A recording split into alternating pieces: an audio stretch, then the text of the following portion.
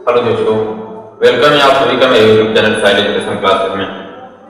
अभी हम लोग सिंपल प्रेजेंट टेंस के बारे में पढ़ेंगे। तो प्रेजेंट टेंस का टास्क का बनाया जाता है, कैसे बनाया जाता है, बिल्कुल ऐसा आसान भाषा में आपको बताया जाएगा। यहाँ ध्यान से सुनेंगे कि सिंपल प्रेजेंट टेंस को वास्तविक हिंदी होता है सामान्य वर्तमान काल, ठीक है।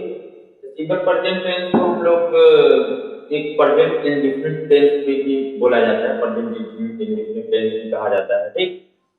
तो सिंपल मीन्स होता है सामान्य, प्रेजेंट मीन्स होता है वर्तमान, और टेंस मीन्स होता है काल। जो अभी मेरा समय चल रहा है उसको हम लोग प्रेजेंट टेंस बोलते हैं, ठीक है। कैसे पहचानेंगे?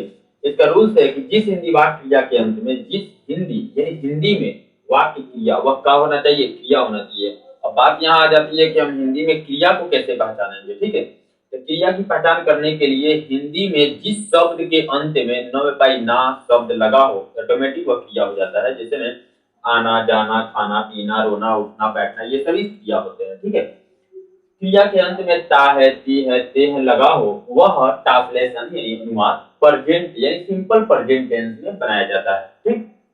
अब देखिए बनाने का कुछ रूल्स है, इसका रूल्स पे ध्यान देंगे। अफर्मेटिव सेंटेंस में हेल्पिंग वर्ब का प्रयोग नहीं किया जाता है।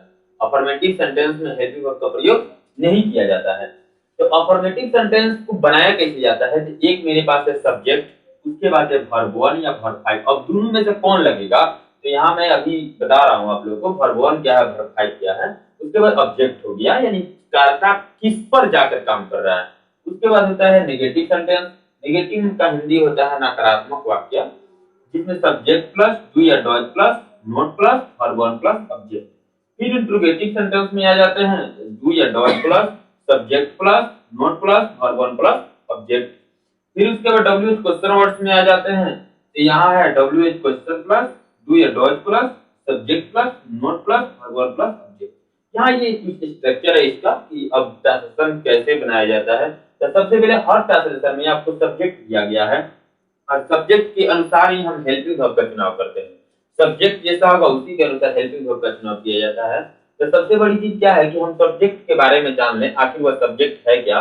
तो I, we, you, they, he, she, it, this, that, this, those, my, your plus noun, यानी ये सभी के हिंदी आप बचपन में पढ़े होंगे। और माई स्लेश योर प्लस नाउन दिया है, मतलब मेरी माँ, मेरी बहन, मेरे चाचा जी, मेरी मम्मी, ये सभी चीजें आ जाती है। आपकी बहन इसमें आ जाता है। जैसे माई मदर बोलते हैं, माई सिस्टर बोलते हैं, माई ब्रदर बोलते हैं, तो ब्रदर आपका नाउन हो जाता है, माई आपका एडजेक्टिव हो जाता है। अब आ जाता है संक्षेप में एक डब्ल्यू एच क्वेश्चन वर्ड बोला जाता है। तो डब्ल्यू एच क्वेश्चन में व्हाट मीन्स होता है क्या, उसके बाद वाई मीन्स होता है क्यों, डब्ल्यू एच हु मीन्स होता है कौन, हाउ मीन्स होता है कैसे, वेन मीन्स होता है कब, वेयर मीन्स होता है कब, ठीक है। अब हम सबसे बड़ी चीज क्या है, अब बनाएंगे कैसे। इसका मेन रूल क्या होती है कि बनाते हैं तो स्टूडेंट क्या करते हैं, सब्जेक्ट लिखते हैं, फिर उसके बाद क्रिया डाल देते हैं, तब वर्ब कहीं और रहता है, नोट वाला सब कहीं और रहता है। उसको बनाने से पहले थोड़ी सी एक ध्यान देंगे, ठीक है। मैं इसको मिटा रहा हूँ, ठीक है, ताकि मैं ट्रांसलेशन को समझा सकूं।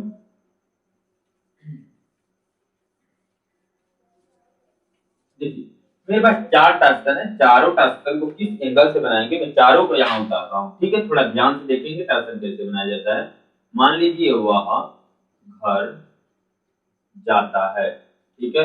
नंबर 2 है वह घर नहीं जाता है। नंबर 3 है क्या वह, और थोड़ा नीचे, नंबर 3 है क्या वह घर जाता है। नंबर 4 है वह घर क्यों नहीं जाता। देखिए अब हम सबसे बड़ी चीज क्या, चार ट्रांसलेशन है, हर एक ट्रांसलेशन में यही नियम लगता है, मैंने अफर्मेटिव, नेगेटिव, इंट्रोगेटिव, तो बस उसका जो स्ट्रक्चर होता है, जो रूल होता है, वो बदलता चला जाता है, ठीक है। तो हम सबसे पहले देखेंगे क्या ये सच में प्रेजेंट टेंस है। तो प्रेजेंट टेंस की पहचान बस वाक्य किसी भी सेंटेंस के अंत में है लगा होगा तो समझ जाइएगा वो प्रेजेंट टेंस है, क्लियर। अब देखिए क्या करना है कि वह घर जाता है, वह घर जाता है। तो सबसे बड़ी चीज क्या है, इस सबों के बारे में पहले जान लें। अगर किसी वाक्य में, हिंदी के वाक्य में अगर बीच में प्रश्न करेगा, बीच में अगर प्रश्न करेगा तो ऑटोमेटिक समझिएगा कि वह WH क्वेश्चन वर्ड पे बनेगा। ठीक है, अगर प्रश्न शुरू में करेगा, यानी शुरू में प्रश्न करेगा, तो समझिएगा आप लोग इंट्रोगेटिव बनेगा। अगर ना प्रश्न करे, केवल कुछ नहीं लिखा है वो सेंटेंस, केवल का लिखा है नहीं, यानी प्रश्न नहीं हो, केवल का लिखा हो नहीं, तो समझिएगा नेगेटिव बनेगा। और सिंपल सेंटेंस जो होता है वो अफर्मेटिव बनता है। ठीक है, अब देखिए क्या होता है कि हम लोग सबसे पहले वह घर जाता है, सबसे पहले देखेंगे, नीचे से ऊपर की ओर बढ़ेंगे, नीचे से ऊपर की ओर बढ़ेंगे। सबसे पहले देखेंगे क्या ये क्वेश्चन क्या है, यानी क्वेश्चन मैंने क्या, कब, क्यों, कैसे लिखा है इसमें नहीं, तो यानी कि जब क्वेश्चन किया ही नहीं तो प्रश्न वाला दोनों नियम को हटाइए, यानी इंट्रोगेटिव पे भी नहीं बनेगा और WH क्वेश्चन पे भी नहीं बनेगा, यानी ये दोनों नियम पे नहीं बनेगा। अब बच गया मेरा दो नियम शेष। अब दो नियम में जानिए। अब लिख रहा है ये 2 नंबर कि नहीं लगा हो, क्या इसमें नहीं लगा है? आप कहोगे नो सर नहीं लगा है, तो जब नहीं लगा है तो बनेगा क्या? अफर्मेटिव सेंटेंस में। और अफर्मेटिव सेंटेंस क्या ये सच में सिंपल प्रेजेंट टेंस है? तो अंत में देख लीजिए सर क्या है लगा हुआ है, इसलिए ये सिंपल प्रेजेंट टेंस कंफर्म किया। अब बात आ जाती है सब्जेक्ट। तो सब्जेक्ट कौन है? अभी जस्ट इसके बिफोर मैंने लिखा और मैंने मिटाया, उसमें सब्जेक्ट वह लगा हुआ था। वह लड़का है कि लड़की? तो ये लड़का जा रहा है, इसलिए यहाँ पे लगा देंगे हम लोग क्या कि। अब बात आ जाती है कि वर्ब 1 और वर्ब 5 चुनना है। तब सुन लो, आप सबसे पहले मैं यहाँ एक रूप देता हूँ, थोड़ा ध्यान से देखेंगे।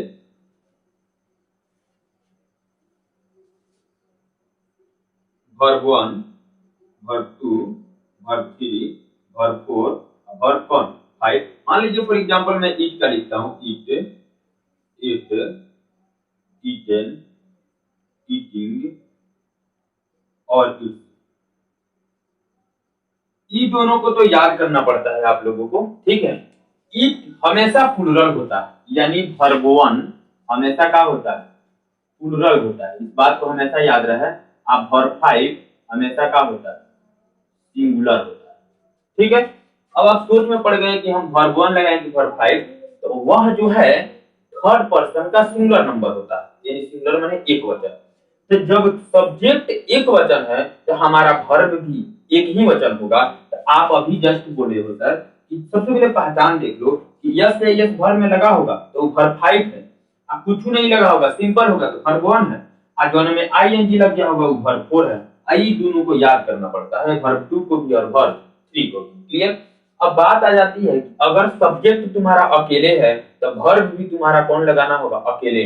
अकेले ही लगाने के लिए क्या लगाना होगा हमको? वर्ब 5, यानी वर्ब 5 इज इक्वल टू क्या होता है? सिंगुलर। सब्जेक्ट सिंगुलर तो वर्ब भी सिंगुलर। अब कैसे जानोगे कि वर्ब में है कौन? क्योंकि मैंने तो सब्जेक्ट लिख चुका है। अब वर्ब 1 लगाएंगे वर्ब 5 इसी में टेंशन में है, तो हम वर्ब 5 लगाएंगे कि वर्ब 1 लगाएंगे? तो आप बोले हो सब्जेक्ट सिंगुलर तो वर्ब भी सिंगुलर, यानी वर्ब 5 लगाना है।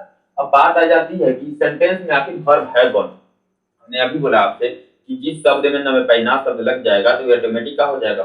वर्ब हो जाएगा। तो वहां तो आपने पढ़ा नहीं कभी हिंदी में। घर ना पढ़े हैं, नहीं पढ़े हैं।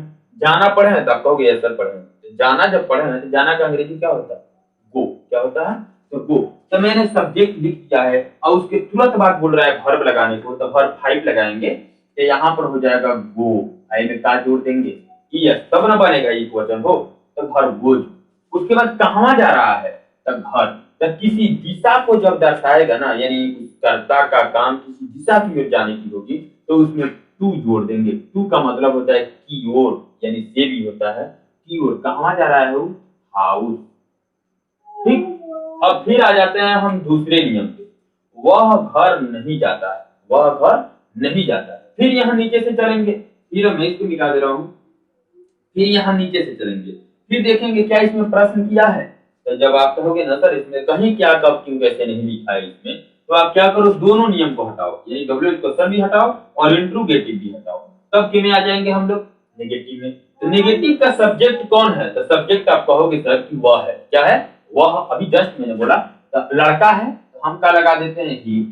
अब देखो यहाँ पहचान हो गई डू या डॉज। तो अभी मैंने बोला सर हेल्पिंग वर्ब है ना, तभी मैंने बोला कि जिसमें यस या यस लगेगा तो ऑटोमेटिक वर्ब 5 बनेगा। वर्ब 1 ऑटोमेटिक का नंबर बोध करता है? एक नंबर का, ए सिंगुलर नंबर का। यानी सब्जेक्ट अगर सिंगुलर तो आप बताओगे कौन लगाऊं? डू लगाऊं कि डॉज? तो आप बोलोगे सर इसमें ना यस लगा है तो इसी को डॉज लगा दीजिए, क्योंकि यही एक वचन है और ये क्या है? बहुवचन है। तो हम यहाँ क्या लगा देंगे? डॉज लगा देंगे। क्या लगा देंगे?